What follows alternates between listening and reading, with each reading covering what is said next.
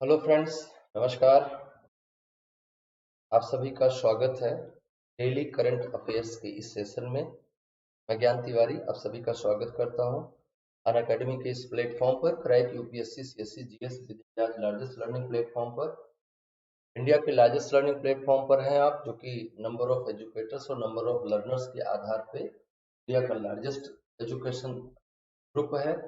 आप इसके साथ जुड़कर आप अनअकैडमी एजुकेशन रिवॉल्यूशन का पार्ट बनकर क्या हासिल कर पाएंगे? आपको डेली लाइव क्लासेस मिलेंगे, लाइव टेस्ट और क्विजेस मिलेंगे, स्ट्रक्चर्ड कोर्सेज मिलेंगे, अनलिमिटेड एक्सेस मिलेगा और इन सब के माध्यम से आप अपनी प्रिपरेशन को बहुत बेहतर बना पाएंगे।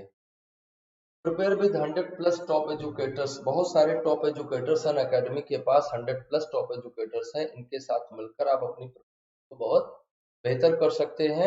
इतने सारे एजुकेटर्स आपको किसी भी एजुकेशनल इंस्टीट्यूट में नहीं मिलेंगे। मैं हूं ज्ञान तिवारी, 15 वर्षों से आप लोगों के साथ काम कर रहा हूं। MA in ancient history and archaeology हमारा एकेडमिक्स है। अब हमें ज्ञान तिवारी लाइव टेलीग्राम चैनल पे फॉलो कर सकते हैं। इसके अलावा अनअकैडमी के प्रोफाइल पे भी आप हमें फॉलो कर सकते हैं। उम्मीद करते हैं कि आप जरूर ऐसा करेंगे। कॉम्प्रिहेंसिव सिलेबस कवरेज को भी अनअकैडमी फोकस करता है। कॉम्प्रिहेंसिव सिलेबस कवरेज के लिए 15,500 से अधिक कोर्सेज चलाए जा रहे हैं, जो कि आपके पूरे सिलेबस को कवर कर रहे हैं। जीएस के सारे पेपर्स को कवर कर रहे हैं, ऐसे कवर कर रहे हैं, ऑप्शनल को, आंसर राइटिंग को, प्रैक्टिस को, स्ट्रेटजी को, सारी ईच एंड एवरीथिंग इसमें कवर हो जा रही हैं। सवाल है कि अगर आप अनअकैडमी के साथ जुड़ना चाहते हैं, एजुकेशन रिवॉल्यूशन का हिस्सा बनना चाहते हैं, तो आपके पास ऑप्शंस क्या हैं? आप प्लस में जा सकते हैं।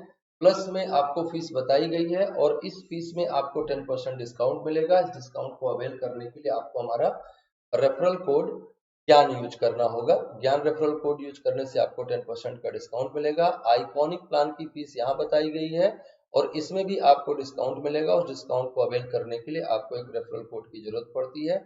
आप हमारा रेफरल कोड ज्ञान यूज कर सकते हैं, इससे आपको 10% का डिस्काउंट मिलेगा। कुछ कोर्सेज, कुछ बैचेज आप लोगों के लिए चलाए जा रहे हैं, आप जरूर से जरूर उनको ज्वाइन कर सकते हैं। अपनी आवश्यकता के अनुरूप आप इनको ज्वाइन कर लें। 6 मंथ बैच है, 6 मंथ के अलावा 1 ईयर बैच है, 1 ईयर के अलावा 2 ईयर बैच है ना। तो इस तरह से कई सारे बैचेज चलाए जा रहे हैं। एनसीईआरटी बैच भी है। इनमें से कोई सा भी बैच आप अपनी सहूलियत के हिसाब से ज्वाइन कर सकते हैं। ये सारे बैचेज इंग्लिश और बाइलिंगुअल मीडियम में चलाए जा रहे हैं। कोई सा भी बैच आप ज्वाइन कर सकते हैं। अगर आप यूपीएससी सीएससी की प्रिपरेशन में जीएस और ऑप्शनल एक साथ लेना चाहते हैं, तो उसके लिए कुछ कॉम्बो ऑफर्स हैं आपके लिए, आप इनको अवेल कर सकते हैं। ये कॉम्बो ऑफर्स दो तरह के हैं, एक में जीएस आइकॉनिक का है, एक में जीएस प्लस का है। आइकॉनिक जीएस और प्लस जीएस में कैसे अंतर है आप ये देख लीजिए। आइकॉनिक जीएस की अगर आप आइकॉनिक का जीएस लेते हैं तो आपको जो फीस देनी होगी वो ये होगी, और अगर आप प्लस में जाते हैं तो आपको ये फीस देनी होगी। इसमें भी किसी भी फीस में आपको 10% का डिस्काउंट मिलेगा और इस डिस्काउंट को अवेल करने के लिए आपको हमारा रेफरल कोड ज्ञान यूज करना होगा। तो इस तरह से आप इसको पा सकते हैं। बच्चों, एक सेशन आपके लिए नए स्तर पे प्रारंभ किया गया है, नया सेशन स्टार्ट किया गया है। इसमें हम आपको प्रतिदिन 10 प्रश्न लेकर आते हैं और वो उसी दिन के करंट न्यूज से होते हैं। उस दिन के जो भी डिफरेंट टाइप के समाचार पत्र हैं, डिफरेंट टाइप की वेबसाइट्स हैं जहां से आपको करंट अफेयर्स की इंफॉर्मेशन मिल सकती है। द हिंदू है, इंडियन एक्सप्रेस है, पीआईबी है, बीबीसी है, तमाम इस तरह के माध्यम है जहां से इन प्रश्नों को लेकर हम आते हैं। और आपको उन 10 प्रश्नों के माध्यम से, उद्देश्य 10 प्रश्न होना नहीं होता है, आपको एक तो क्वेश्चन आंसर के फॉर्म में चीजें मिलती हैं, पहला फायदा होता है। और दूसरा फायदा ये होता है कि इसके बारे में हम अंत में जो डिबेट डिस्कशन करते हैं, उससे आपको इससे संबंधित पूरी बात का पता चलता है। आप जानते हैं कि यूपीएससी इसी तरह से क्वेश्चन बनाता है कि वो सीधे करंट अफेयर से क्वेश्चन बनाता है या उससे रिलेटेड अगल बगल की चीजों से प्रश्न बनाता है। तो जो अगल बगल की चीजें हैं उनके बारे में भी जानना, उनसे संलग्न बातें जो है उनके बारे में भी जानना बहुत जरूरी होता है, क्योंकि का पैटर्न लगभग वही है।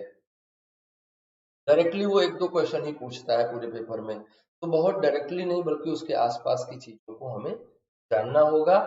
निम्नलिखित इसमें इसमें हम प्रारंभ करते हैं पहले प्रश्न से, बिल्कुल टाइम को इधर उधर ना करते हुए, क्योंकि आपका टाइम इधर उधर करने वाले लोग बहुत सारे हैं। आप अब यूट्यूब पे जाते हैं, आप देखते हैं कि लोग 2-2 4-4 घंटे केवल द हिंदू पढ़ाएंगे। अगर आप 4 घंटे द हिंदू पढ़िएगा तो बाकी चीजों का पढ़िएगा।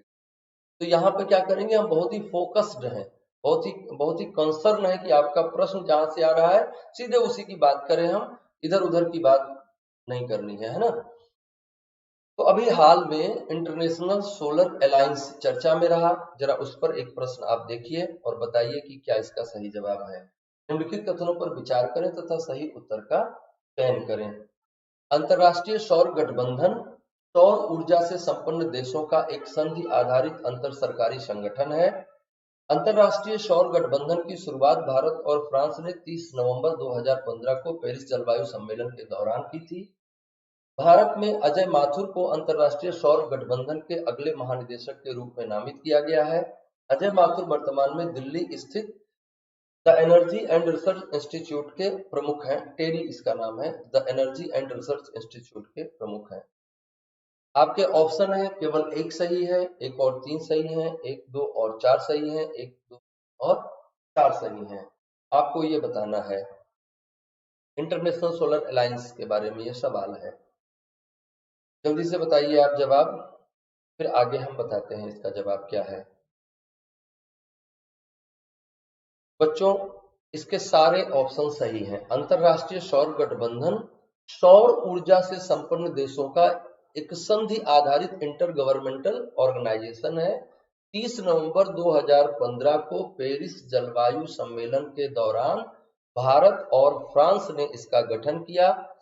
अभी फिलहाल अजय माथुर को, ये चर्चा में क्यों आया, क्योंकि अजय माथुर को अंतरराष्ट्रीय सौर गठबंधन के अगले महानिदेशक के रूप में नामित किया गया है, जो कि वर्तमान समय में दिल्ली स्थित the energy and research institute के प्रमुख हैं। 8 सितंबर 2020 को अंतरराष्ट्रीय सौर गठबंधन द्वारा पहले विश्व सौर प्रौद्योगिकी शिखर सम्मेलन का आयोजन किया गया। सम्मेलन में 4 समझौतों पर हस्ताक्षर किए गए। नवीन और नवीकरणीय ऊर्जा मंत्रालय, भारत सरकार, विश्व बैंक और अंतरराष्ट्रीय सौर गठबंधन के बीच एक विश्व एक सूर्य एक ग्रिड पर एक साझेदारी समझौता किया गया।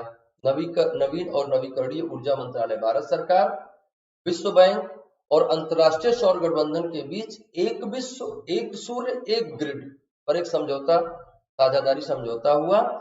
ग्लोबल ग्रीन ग्रोथ इंस्टीट्यूट और अंतरराष्ट्रीय सौर गठबंधन के बीच 1 मिलियन सौर पंपों के संवर्धन हेतु साझेदारी हुई है। International institute of refrigeration Paris तथा अंतरराष्ट्रीय सौर गठबंधन के मध्य भी एक समझौता ज्ञापन पर हस्ताक्षर हुआ है। अंतरराष्ट्रीय सौर गठबंधन और राष्ट्रीय ताप विद्युत निगम एनटीपीसी के बीच भी 47 परियोजनाओं के कार्यान्वयन पर एक भागीदारी समझौता हुआ है। इस अवसर पर अंतरराष्ट्रीय सौर गठबंधन द्वारा प्रौद्योगिकी पत्रिका सोलर कंपास 360 भी लॉन्च की गई। जलवायु परिवर्तन पर संयुक्त राष्ट्र के कोप 21 सम्मेलन में 30 नवंबर 2015 को पेरिस में प्रधानमंत्री नरेंद्र मोदी और पूर्व फ्रांसीसी राष्ट्रपति फ्रांसवा ओलांद द्वारा अंतरराष्ट्रीय सौर गठबंधन संयुक्त से शुरू किया गया था। आईएसए का लक्ष्य 2030 तक वैश्विक स्तर पर 1000 गीगावाट के सौर प्रतिष्ठानों को स्थापित करना है।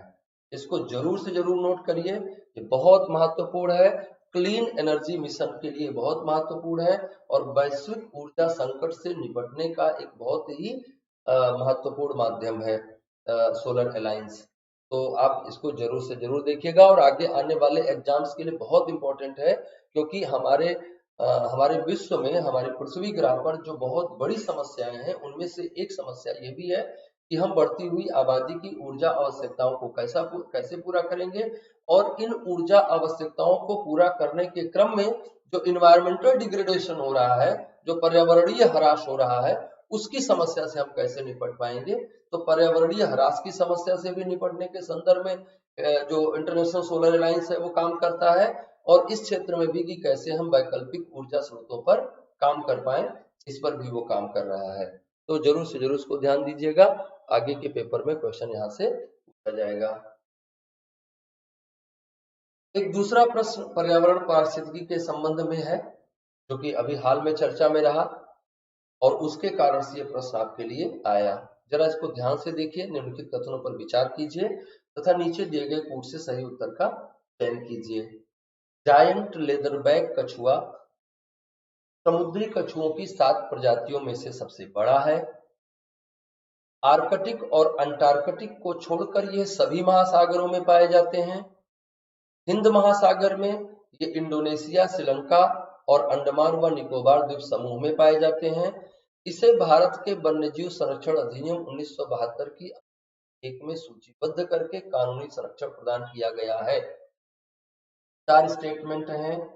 जाइंट लेदरबैक कछुए जाइंट लेदरबैक कछुआ क्यों कहा जाता है? क्योंकि इसका जो पीछ ऊपर का हिस्सा होता है वो हड्डी से नहीं बल्कि लेदर का बना हुआ होता है। बहुत बड़ा कछुआ है, जितना भी कछुए जानते हैं उनमें सबसे बड़े होते हैं।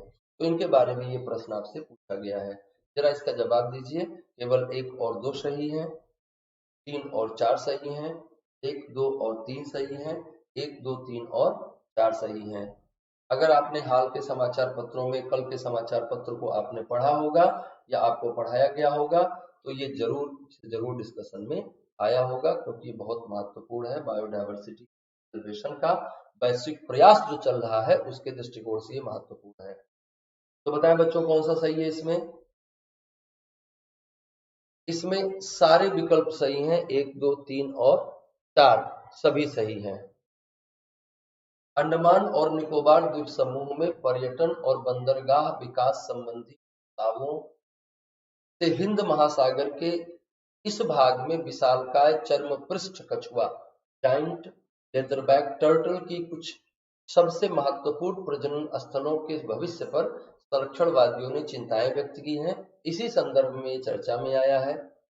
लेदरबैक चर्मपृष्ठ कछुए प्रजाति पृथ्वी पर पाई जाने वाली समुद्री कछुओं की 7 प्रजातियों में से सबसे बड़ी है और आर्कटिक और अंटार्कटिक को छोड़कर सभी महासागरों में लंबी दूरी तक पाई जाती है।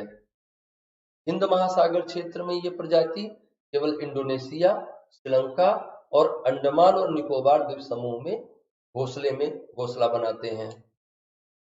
ये प्रजाति भारत के वन्य जीव संरक्षण अधिनियम 1972 की अनुसूची 1 में भी सूचीबद्ध है तथा इसे IUCN ने सुभेद्य की श्रेणी में रखा है।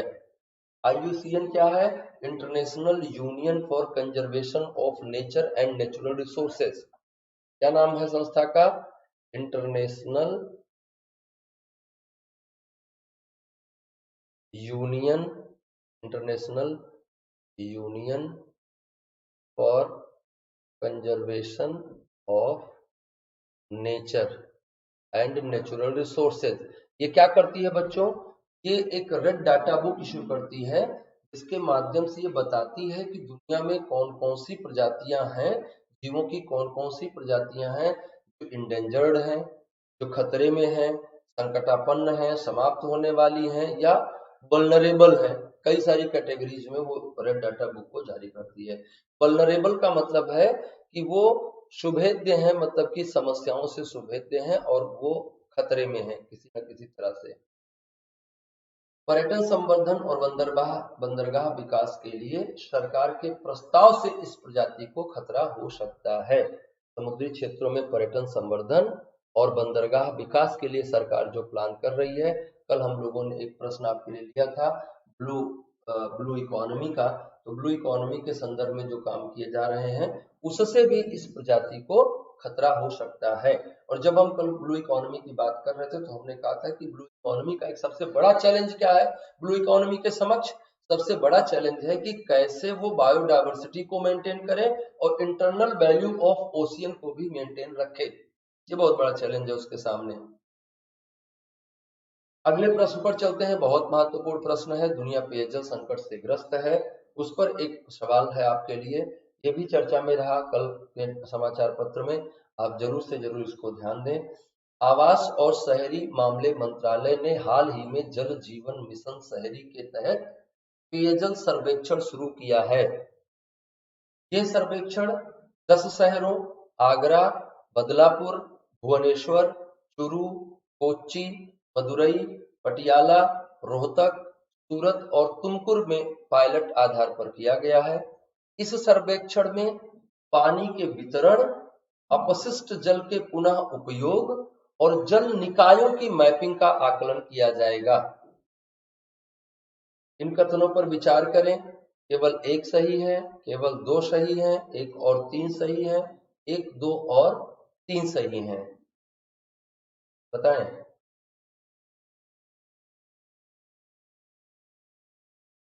क्या सही है बच्चों?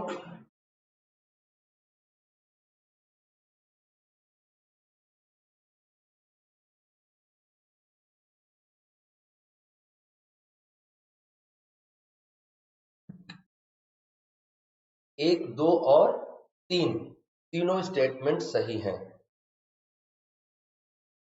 आवास और शहरी मामले मंत्रालय ने एक योजना चलाई जिसका नाम है जल जीवन मिशन शहरी। इसके तहत पेयजल का एक सर्वेक्षण करवाया गया। पहला सर्वेक्षण प्रारंभ में इन 10 शहरों में किया गया। ये पायलट आधार पर किया गया है। पानी, इसमें आधार क्या क्या बनाया गया कि पानी के वितरण की क्या व्यवस्था है और जो अपशिष्ट जल है उसको कैसे हम पुनः उपयोग में ला रहे हैं और जो हमारे वाटर बॉडीज हैं वो कैसे हैं और उनकी क्या उपलब्धता है उनके आसपास, शहरों के आसपास। इस आधार पर इसको विकसित किया गया है। आवास और शहरी मामलों के मंत्रालय ने जल जीवन मिशन शहरी के तहत प्रयोग के तौर पर पेयजल सर्वेक्षण किया है। मंत्रालय के सचिव दुर्गा शंकर मिश्रा ने बताया कि इस सर्वेक्षण के अंतर्गत शहरों में पानी के समान वितरण, अपशिष्ट जल के पुनः उपयोग और जल निकायों की मात्रा और गुणवत्ता के संबंध में जानकारी एकत्रित की जाएगी। उन्होंने कहा कि आगरा, बदलापुर, भुवनेश्वर, चूरू, कोच्चि, मदुरई, पटियाला, रोहतक, सूरत, तुमकुर में यह सर्वेक्षण शुरू किया जाएगा। जल जीवन मिशन शहरी के अंतर्गत 4,378 शहरों में जल के माध्यम से सभी घरों में पानी की आपूर्ति करने की योजना है। इस पर कुल 2,87,000 करोड़ रुपए खर्च होंगे। जल जीवन मिशन शहरी की घोषणा केंद्रीय बजट 2020-21 में की गई थी। इस मिशन की घोषणा आवास और शहरी मामलों के मंत्रालय के तहत की गई थी।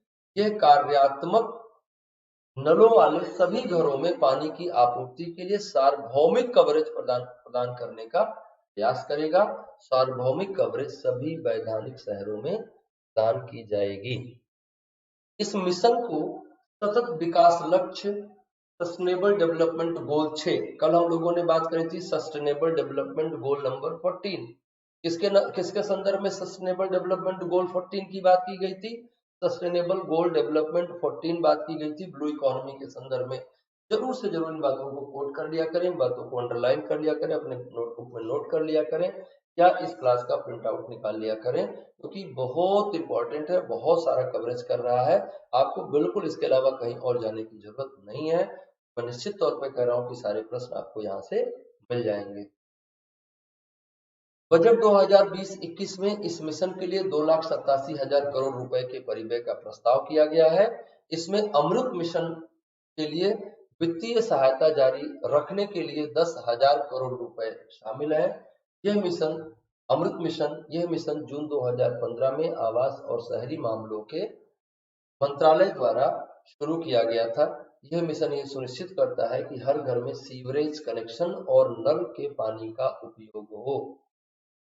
अमृत योजना का पूरा नाम क्या है?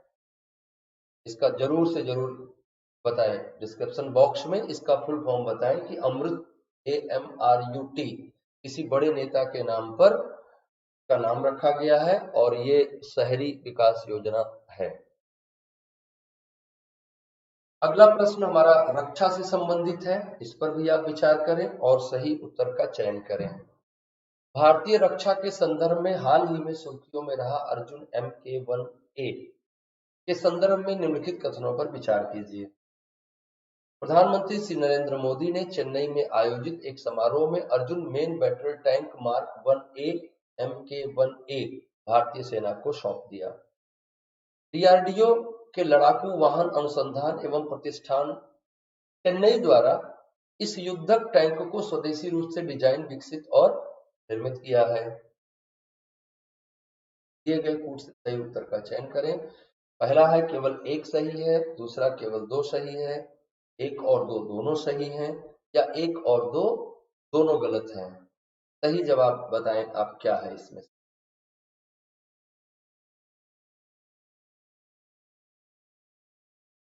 सही जवाब है दोनों सही हैं।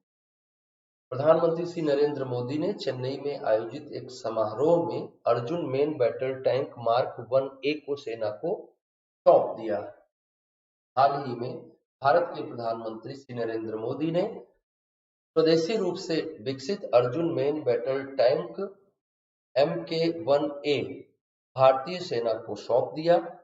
रक्षा अनुसंधान MBT है, भारत का मेन बैटल टैंक है अर्जुन। रक्षा अनुसंधान एवं विकास संगठन द्वारा अर्जुन मेन बैटल टैंक परियोजना की शुरुआत वर्ष 1972 में की गई थी तथा लड़ाकू वाहन अनुसंधान और विकास प्रतिष्ठान को इसकी प्रमुख प्रयोगशाला के रूप में नामित किया गया था। इसका उद्देश्य बेहतर फायर पावर, उच्च गतिशीलता और उत्कृष्ट सुरक्षा के साथ एक अत्याधुनिक टैंक बनाना है। स्वदेशी रूप से विकसित है। 120 mm राइफल और आर्मर पियर्सिंग पिन स्टेबलाइज्ड डिस्करिंग सबोट युद्धोपकरण इसमें शामिल हैं। इनकी अपनी अपनी विशेषताएं हैं। इसमें एक कंप्यूटर नियंत्रित एकीकृत अग्नि नियंत्रण प्रणाली भी लागू की गई है। अग्नि नियंत्रण प्रणाली कंप्यूटर से किसी भी तरह से फायर, किसी भी तरह से अग्नि आरोपित होती है, किसी तरह से उसमें आग लगती है तो वो अपने आप से कंट्रोल हो जाएगी। अर्जुन टैंक में गौड़ युद्धक हथियारों में एंटी पर्सोनल लक्ष्यों, शॉर्ट लक्ष्य यानी अपेक्षाकृत कम दूरी के लक्ष्यों के लिए 7.62 mm मशीन गन और एंटी एयरक्राफ्ट भी लगा हुआ है। एयरक्राफ्ट को भी मार के गिरा सकती है। तो जमीनी लक्ष्यों के लिए 12.7 mm मशीन गन का प्रयोग किया गया है। तो बहुत सारे मशीन गन्स इसमें डिफरेंट डिफरेंट टारगेट्स के लिए बनाई गई हैं। अर्जुन MK1A, अर्जुन MK1 के विकास के बाद इसके उन्नत संस्करण MK1A तथा MK2 का विकास किया गया है। अर्जुन MK1 जिसमें बेहतर मारक क्षमता और ट्रांसमिशन सिस्टम शामिल है, ने वर्ष 2019 में अपना अंतिम एकीकरण परीक्षण पूरा किया। इसके उत्पादन के लिए मंजूरी दे दी गई। MK2 जो है इलेक्ट्रो ऑप्टिकल सेंसर और हाई पावर लेजर के साथ एक हल्के वजन वाला फ्यूचरिस्टिक मेन बैटल टैंक होगा। हल्के वाला तेजी से गति भी कर पाएगा। MK1A संस्करण में पूर्व के संस्करण पर 14 प्रमुख अपग्रेड विशेषताएं शामिल की गई हैं। जो इससे पहले MK1 आया था उससे 14 चीजें इसमें और बेहतर बना दी गई हैं। डिजाइन के अनुसार इसमें मिसाइल फायरिंग क्षमता भी मौजूद है।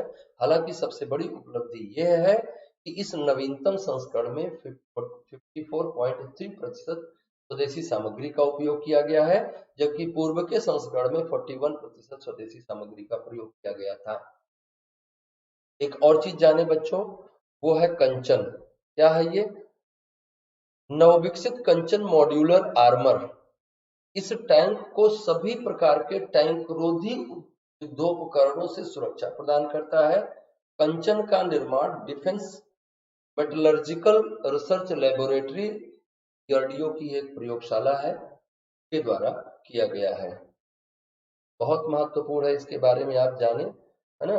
अर्जुन मार्क 1A टैंक में स्पेशल सेंसर लगाए गए हैं जो रासायनिक हमले से भी इसकी रक्षा करते हैं। ये पॉइंट बहुत इंपॉर्टेंट है।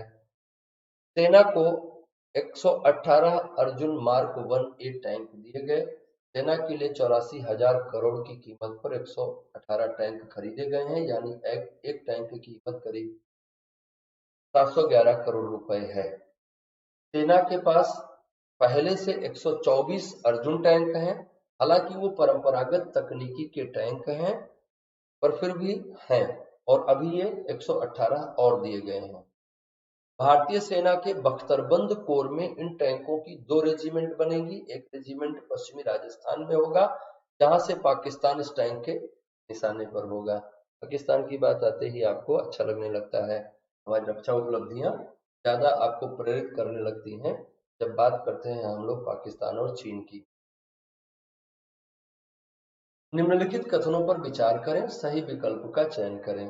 भारतीय प्रधानमंत्री श्री नरेंद्र मोदी जी ने, अभी आपने देखा कि कुछ नवीन परियोजनाओं का उद्घाटन किया, और अभी फिलहाल आप देख रहे हैं कि जिन 6-7 राज्यों में चुनाव है, सरकार उन 6-7 राज्यों में तरह तरह के नए योजनाओं का शुभारंभ कर रही है। वो बहुत महत्वपूर्ण है, इनमें से कुछ योजनाएं जिन पर आप अपना ध्यान बनाए रखें। निम्नलिखित कथनों पर विचार करें तथा सही विकल्प का चयन करें। नेमाटी और माजुली के बीच, ये असम की जगह है, नेमाटी और माजुली के बीच करीब 420 किलोमीटर की कम करने के लिए महाबाहु ब्रह्मपुत्र प्रोजेक्ट प्रारंभ किया जाएगा। दुबरी और हाट सिंगीमारी के बीच बहुत अधिक एमबी बहुत दिन तक 220 किलोमीटर की दूरी कम करने के बाद 28 किलोमीटर रह जाएगी। महाबाहु ब्रह्मपुत्र परियोजना लागू होने के बाद ये 220 किलोमीटर से घटकर दूरी कितनी हो जाएगी? 28 किलोमीटर हो जाएगी। जोगी घोपा में इंटरनेशनल वाटर ट्रांसपोर्टेशन टर्मिनल का भी निर्माण किया जाएगा। कथनों पर विचार करके सही उत्तर का चयन करें। केवल एक सही है, एक और 3 सही है, 2 और 3 सही है, 1, 2 और 3 सही है। बताइए राइट आंसर क्या है, सही उत्तर क्या है इस प्रश्न का। अभी कल आप लोगों ने देखा होगा कि इस पर आपने क्लासेस करी होंगी या सुने होंगे, पेपर में पढ़ा होगा। बताएं।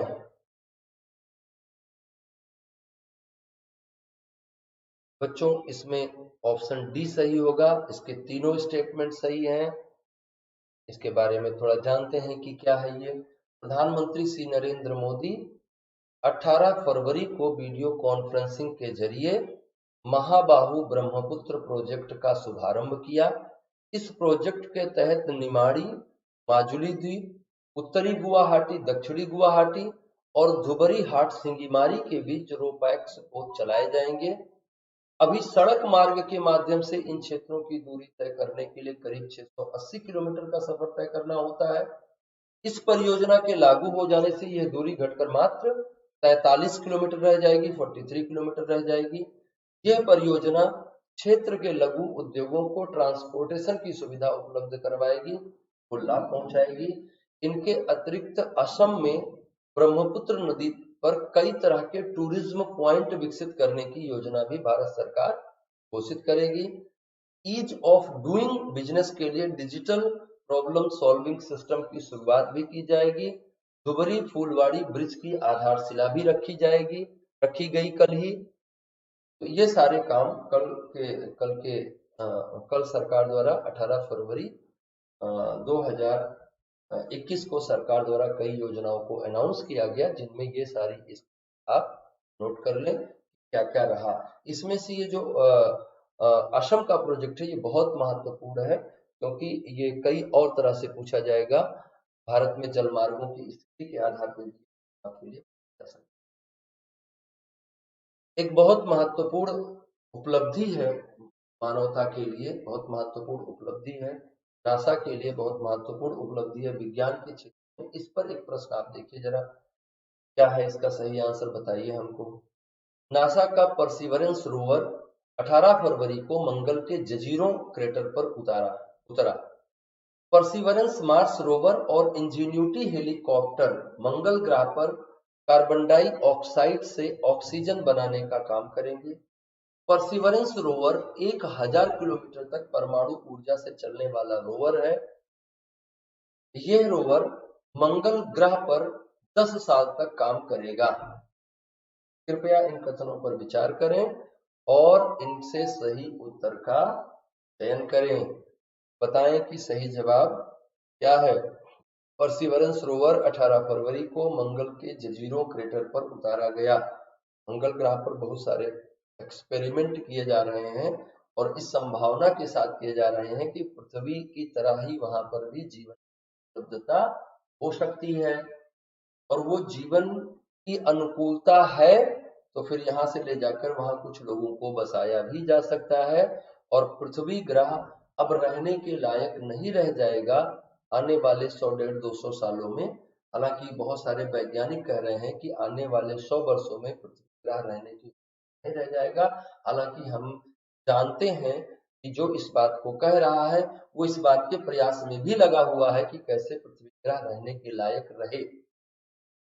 तो ये बहुत ऑब्वियस है कि मानव प्रयास करेगा, मनुष्य बहुत क्रिएटिव है, वो प्रयास करेगा कि पृथ्वी ग्रह रहने के लायक रहे। और जो global warming, climate change, environmental issues और दूसरी जो सबसे बड़ी समस्या है वो मनुष्य का मनुष्य से लड़ना, जब ये खत्म होगा तो पृथ्वी ग्रह बहुत खूबसूरत हो जाएगा। पृथ्वी ग्रह जो है वो 700 करोड़ लोगों का है, 7 अरब लोगों का है, बहुत सारे अन्य जीवों का है और समान रूप से हमें इसको प्रयोग करना चाहिए। लेकिन विकल्प के तौर पर नासा और मंगल और चंद्रमा पर जीवन की तलाश में लगातार हम लगे हुए हैं, कैसे वहां पर रहने की युक्त परिस्थितियों का निर्माण किया जा सके। उसी क्रम में नासा का अगला ये कदम है। तो बताइए इसमें कौन सा स्टेटमेंट सही है? एक सही है, केवल दो सही है, दो और तीन सही है, या एक, दो और तीन सही है? तो सही जवाब क्या है बच्चों इसमें? एक, दो और तीन सही है, मतलब कि तीनों स्टेटमेंट इसके सही हैं। आगे इसकी थोड़ी व्याख्या देख लेते हैं। अमेरिकी अंतरिक्ष एजेंसी नासा का परसिवरेंस मार्स रोवर 18 फरवरी को जीवन की खोज के लिए मंगल पर उतरा। ये जजीरो क्रेटर पर लैंडिंग करेगा। जजीरो क्रेटर पर लैंडिंग करेगा। परसिवरेंस मार्स रोवर और इंजेन्यूटी हेलीकॉप्टर मंगल ग्रह पर कार्बन डाइऑक्साइड से ऑक्सीजन बनाने का काम करेंगे। यह जमीन के नीचे जीवन के संकेतों के अलावा पानी की खोज और उससे संबंधित जांच भी करेगा। इसका मार्स एनवायरमेंटल डायनामिक्स एनालाइजर मंगल ग्रह के मौसम और जलवायु का अध्ययन करेगा। इससे पहले भी नासा ने 4 रोवर, ये पॉइंट नोट करें आप, मार्स एनवायरमेंटल डायनामिक्स एनालाइजर, ये अपनी तरह का नया प्रयोग है, नासा द्वारा किया गया। ये क्या करेगा? मार्स के मंगल ग्रह के मौसम और जलवायु का अध्ययन करेगा। ये अध्ययन किस लिए किया जा रहा है? कि इसमें जीवन के प्रति अनुकूलता कितनी है। इससे पहले भी नासा ने 4 रोवर मंगल की सतह पर उतारे हैं। इनमें परसिवरेंस नासा का चौथी पीढ़ी का रोवर है। इससे पहले कौन कौन से हैं? इससे पहले है पाथफाइंडर अभियान के लिए सोनोजर, साल 1997 में उतारा गया। इसके बाद 2004 में स्पिरिट और अपॉर्चुनिटी को उतारा गया। 2012 में क्यूरियोसिटी को मंगल पर भेजा गया और वो काम कर रहा है। तो ये आप ध्यान देते रहें, ऐसे पूछेगा यूपीएससी, है ना। सोनोजर का नाम याद रखें, 1997 में गया, 2004 में 2 गए, स्पिरिट और अपॉर्चुनिटी, और 2012 में क्यूरियोसिटी को मंगल पर भेजा गया जिसने वहां पर काम करना प्रारंभ किया। परसिवरेंस रोवर 1000 किलोग्राम वजन का है और ये पहला रोवर है जिसमें प्लूटोनियम ईंधन का प्रयोग किया गया है। मतलब ये पहला रोवर है जिसमें परमाणु ऊर्जा का प्रयोग किया गया है। यह मंगल ग्रह पर 10 वर्षों तक काम करेगा, है ना, 10 वर्षों तक काम करेगा, ऐसा कहा गया है। एक और न्यूज पर हम लोग चलते हैं, महत्वपूर्ण समाचार है, बहुत महत्वपूर्ण समाचार है। अगर ये ये कार बहुत पब्लिकली चलने लगी तो बहुत आसानी हो जाएगी हम लोगों को ट्रैफिक जाम से निकलने में, और हम लोग उड़ के चले जाएंगे, थोड़ी दूर चले जाएंगे। ऐसा आने वाला टाइम बिल्कुल हमारे लिए एविएशन टैक्सी आ जाएगी, आप चिंता नहीं करें। अभी आप एविएशन टूर के लिए करते हैं, फिर पास के लिए भी करने लगेंगे, एविएशन टैक्सी आ जाएंगी, उड़कर आप दूसरी जगह से, आपको जो है चांदनी चौक से जो है कहीं जाना है या मुखर्जी नगर आना है, जाना है, तो आप क्या करिएगा, वहां से उड़ान भरिए, वहां पहुंच जाइए। थोड़ा ट्रैफिक की समस्या कम होगी, ज्यादा स्पेस मिल जाएगा, अगल बगल बिल्डिंग्स नहीं होंगी। तो हाल ही में किस देश ने टेराफुगिया ट्रांजिशन द्वारा तैयार उड़ने वाली हाइब्रिड कार को मंजूरी प्रदान कर दी है? आप बताएं, आपके सामने ऑप्शन है 4, नेपाल, रूस और अमेरिका। सही है। तो मुझे लगता है कि आप जानते होंगे इसका जवाब। इसका जवाब है अमेरिका, है ना। अमेरिकी अमेरिका परिवहन विभाग के अंतर्गत आने वाले फेडरल एविएशन एडमिनिस्ट्रेशन ने FAA फेडरल एविएशन एडमिनिस्ट्रेशन ने टेराफुगिया ट्रांजिशन द्वारा तैयार हाइब्रिड ग्राउंड एयर व्हीकल को 100 हाइब्रिड है, ग्राउंड एयर दोनों पे काम करेगी ये। ग्राउंड एयर व्हीकल को 160 किलोमीटर प्रति घंटे की रफ्तार से उड़ान भरने की अनुमति दे दी है। किसने दी है? अमेरिका के फेडरल एविएशन एडमिनिस्ट्रेशन ने। मतलब कि आने वाले दिनों में ये कॉमर्शियल यूज के लिए आ जाएगी, सामान्य प्रयोग के लिए चलने लगेगी। इसी के साथ दुनिया की ये पहली उड़ने वाली कार बन गई है। ये कैसी है बच्चों? ये हाइब्रिड है, उड़ भी सकती है, चल भी सकती है। उड़ने की लिमिट क्या तय की गई है? 160 किलोमीटर प्रति घंटा की रफ्तार से। इसी के साथ ये दुनिया की पहली उड़ने वाली कार बन गई है। टेराफुगिया द्वारा तैयार इस व्हीकल को उड़ाने की अनुमति सिर्फ पायलटों और फ्लाइट स्कूलों को दी गई है अभी फिलहाल, आगे देखा जाएगा। ये कार हवा में ट्रैफिक और खराब मौसम और प्रतिबंधित एयरो स्पेस से बचाव करने में सक्षम है। फ्लाइंग कार का सपना जल्द ही हकीकत में तब्दील होने वाला है। अमेरिका की फेडरल एविएशन एडमिनिस्ट्रेशन ने हाइब्रिड ग्राउंड एयर व्हीकल को मंजूरी दे दी है। 2 सीटों वाली ये फ्लाइंग कार 100 मील प्रति घंटे यानी 161 किलोमीटर प्रति घंटा की रफ्तार से उड़ान भर सकती है। फेडरल एविएशन एडमिनिस्ट्रेशन ने टेराफुगिया ट्रांजिशन को special light support aircraft airworthiness का सर्टिफिकेट दिया है। एजेंसी से मिले इस प्रमाण पत्र के बाद अब इस फ्लाइंग कार को उड़ान के लिए हरी झंडी मिल गई है। मैसाचुसेट्स में स्थित टेराफुगिया ने प्रमाण पत्र प्राप्त हासिल करने पर कहा कि यह एक मील का पत्थर है। इसके बाद इस वाहन का हवा और सड़क दोनों में इस्तेमाल किया जा सकेगा। इस वाहन का एक सिर्फ उड़ान वाला वर्जन पायलटों और फ्लाइंग स्कूलों के लिए उपलब्ध है, सिर्फ उड़ान वाला वर्जन। हालांकि इसके सड़क पर चलने में अभी 1 साल तक का समय लग सकता है।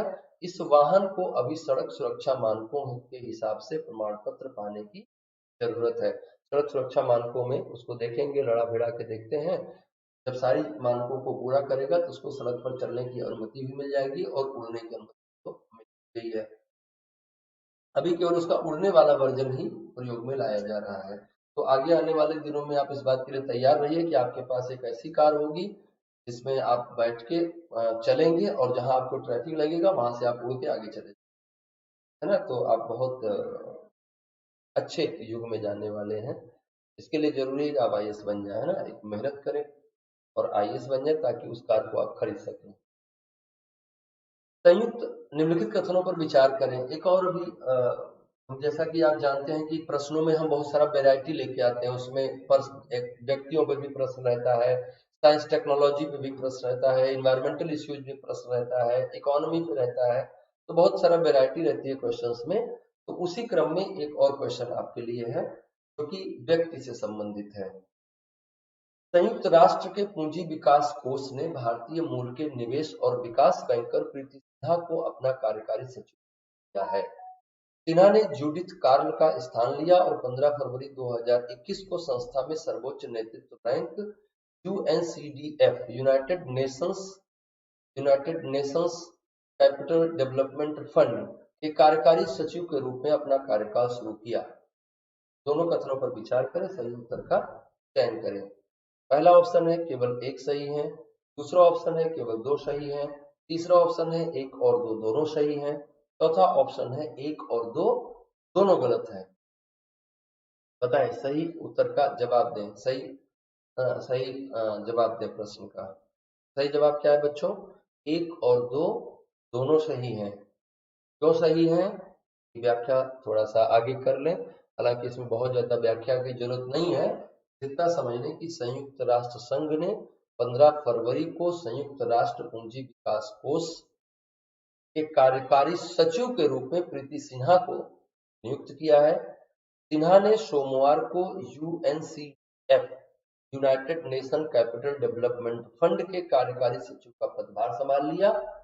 इस मौके पर उन्होंने कहा कि उनका जोर उन महिलाओं, युवाओं, लघु एवं मझोले उद्यमों को छोटे कर्ज की सुविधा उपलब्ध कराने पर होगा जो अब तक इससे वंचित रहे हैं।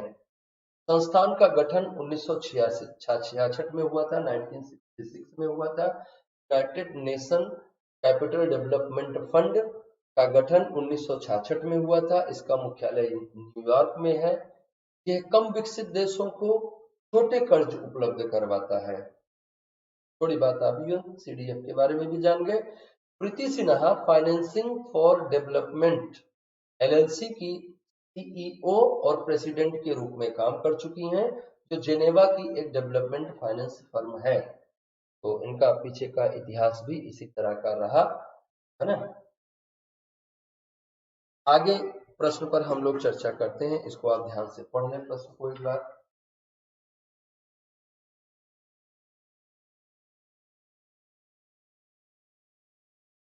बच्चों आप बहुत इंपॉर्टेंट सेशन में हैं, आप अंत तक बने रहें, आपके लिए भी बहुत कुछ आगे है। प्रश्न हैं, उनके डिस्कशंस हैं और आज का इतिहास भी है कि क्या है आज का हिस्ट्री, 18 फरवरी का हिस्ट्री क्या है, इतिहास में 18 फरवरी का स्थान क्या है, ये भी इसमें है। तो निम्नलिखित कथनों पर विचार करें तथा सही उत्तर का चयन कीजिए। 17 फरवरी 2021 को Chennai petroleum corporation limited CPCL ने 143 किलोमीटर लंबी रामनाथपुरम तूतुकुड़ी प्राकृतिक गैस पाइपलाइन और गैसोलीन डिसल्फ्राइजेशन यूनिट का उद्घाटन किया है। सीपीसीएल इंडियन ऑयल कॉरपोरेशन की एक सहायक कंपनी है। उन्होंने नागपट्टनम में कावेरी बेसिन रिफाइनरी की आधारशिला भी रखी। प्रधानमंत्री श्री नरेंद्र मोदी ने। निम्नलिखित कथनों पर विचार करें और इन पर सही उत्तर का चयन करें। ध्यान से पढ़ें इनको। 17 फरवरी 2021 को चेन्नई पेट्रोलियम कॉर्पोरेशन लिमिटेड में 143 किलोमीटर लंबी रामनाथपुरम थूथुकुडी प्राकृतिक गैस पाइपलाइन और गैसोलीन डिसल्फ्राइजेशन यूनिट का उद्घाटन किया गया। सीपीसीएल इंडियन ऑयल कॉरपोरेशन की सहायक कंपनी है। प्रधानमंत्री श्री नरेंद्र मोदी ने नागपट्टनम में कावेरी बेसिन रिफाइनरी की आधारशिला भी रखी। इनमें से कौन से स्टेटमेंट सही है, आपको ये जवाब देना है। आपके सामने विकल्प है, केवल 1 और 3 सही है, 2 और 3 सही है, 1 और 2 सही है या 1, 2 और 3 सही है। सही विकल्प का चयन करें, सोच समझ कर करें। बच्चों क्या जवाब है इसका? 1, 2 और 3 सही है, मतलब कि सारे स्टेटमेंट सही हैं। क्यों सही है देखें। प्रधानमंत्री श्री नरेंद्र मोदी ने रामनाथपुरम तूतुकुड़ी प्राकृतिक गैस पाइपलाइन राष्ट्र को समर्पित की।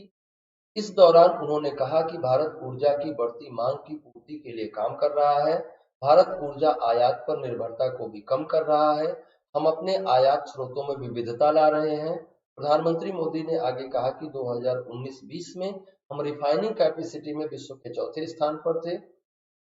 65 ये पॉइंट भी नोट करें आप, 65.2 मिलियन टन के करीब पेट्रोलियम प्रोडक्ट का निर्यात किया गया। भारत की गैस एवं तेल कंपनियां 27 देशों में काम कर रही हैं, जिनमें 2 लाख करोड़ रुपए का निवेश किया गया है। और बाकी इन स्टेटमेंट्स को भी ध्यान रखेंगे। इसमें जो रामनाथपुरम तूतुकुड़ी ये जगह है, इसके बारे में जरूर से जरूर आप याद रखेंगे, क्योंकि गैस पाइपलाइन भी पूछी जाएगी आपकी परीक्षा में। तो रामनाथपुरम और थूथुकुडी गैस पाइपलाइन, और इसके अलावा गैसोलीन डिसल्फ्राइजेशन यूनिट है, सल्फर डिसल्फ्राइज करती है ये, इसके बारे में याद रखेंगे। नागपट्टिनम में कावेरी बेसिन रिफाइनरी का आधारशिला रखी गई, इसको भी आप याद रखें। क्वेश्चन नंबर 10 पे आते हैं हम लोग, है ना। क्वेश्चन नंबर 9 तक हम लोग पहुंच गए। क्वेश्चन नंबर 10 की बात करते हैं। ये रक्षा से संबंधित है, अंतरराष्ट्रीय सहयोग से संबंधित है। जरा इस पर विचार करें और सही उत्तर का चयन करें। ईरान रूस समुद्री सुरक्षा बेल्ट 2021 नामक 2 दिवसीय नौसेना अभ्यास में भारत ने ईरान और रूस के साथ हिस्सा लिया। ईरान रूस समुद्री सुरक्षा बेल्ट 2021 नामक 2 दिवसीय नौसैनिक अभ्यास में भारत ने ईरान और रूस के साथ हिस्सा लिया। इसका आयोजन 16-17 फरवरी 2021 को हिंद महासागर के उत्तरी भाग में किया गया। केवल एक सही है, केवल 2 सही हैं, 1 और 2 दोनों सही हैं, 1 और 2 दोनों गलत हैं। कृपया सही उत्तर का आप चयन करें। बताएं सही जवाब क्या है? सही जवाब 1 और 2 दोनों सही हैं। क्यों सही है? भारत ईरान रूस समुद्री सुरक्षा बेल्ट 2021 में शामिल हो गया। ईरान रूस समुद्री सुरक्षा बेल्ट है, इसमें भारत भी 2021 में शामिल हुआ। यह 2 दिवसीय नौसैनिक अभ्यास है। यह अभ्यास हिंद महासागर के उत्तरी भाग में आयोजित किया जा रहा है। इस अभ्यास में ईरानी सेना और इस्लामिक रिवॉल्यूशनरी गार्ड कॉर्प्स दोनों के नौसेना डिवीजन के बलों और जहाजों ने भाग लिया। रूसी नौसेना के कई जहाजों ने भी ड्रिल में भाग लिया। भारतीय नौसेना भी चयनित जहाजों के साथ अभ्यास में शामिल हो गई है। इस ड्रिल में चीनी नौसेना भी हिस्सा लेगी। ये 17,000 वर्ग किलोमीटर क्षेत्र को कवर करेगा। इस नौसैनिक अभ्यास में अपहृत जहाजों की मुक्ति, एंटी पायरेसी ऑपरेशंस और खोज एवं बचाव कार्यों सहित कई गतिविधियों को संचालित किया जाएगा। एंटी पायरेसी ऑपरेशन मतलब कि जो समुद्री डकैतियों से बचाने के लिए प्रयास किया जाएगा। ड्रिल का उद्देश्य अंतर्राष्ट्रीय समुद्री व्यापार की सुरक्षा को बढ़ाना, समुद्री डकैती और आतंकवाद का सामना करना और सूचनाओं का आदान प्रदान करना है। यह अभ्यास ईरान रूस समुद्री सुरक्षा बेल्ट इतना लचीला है कि कोई भी देश अगर चाहे तो इसमें शामिल हो सकता है। तो ये बच्चों आज की बात रही, तो आपके लिए बहुत बहुत बहुत आवश्यक रही। आपने इन प्रश्नों के माध्यम से समझा। एक बहुत इंपॉर्टेंट टॉपिक हम लोग और लेके आए हैं, हम आपके लिए और लेके आए हैं, वो है आज का इतिहास। 18 फरवरी 2021 की तिथि का इतिहास क्या है, 18 फरवरी का इतिहास क्या है, अलग अलग घटनाएं क्या हुई हैं 18 फरवरी को, उस पर हम चर्चा करेंगे। बहुत चर्चा नहीं करेंगे, सिर्फ आपको इन्फॉर्म करेंगे। आपके पास बहुत सारे माध्यम है इन तक जाने का। मैं इसको इसलिए लेके आता हूं कि यूपीएससी का आदत ऐसी है कि जो भी घटनाएं चर्चा में रहती हैं उन पर वो सवाल बनाता है।